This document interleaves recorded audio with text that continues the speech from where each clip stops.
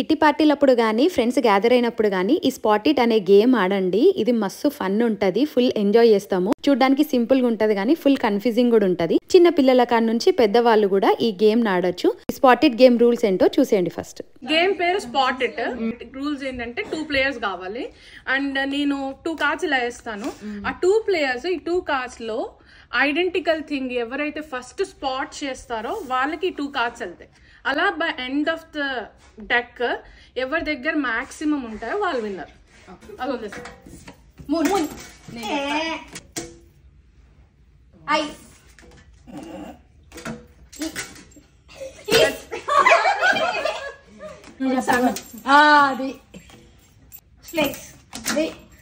So ఇదనమాట spot it అనే game.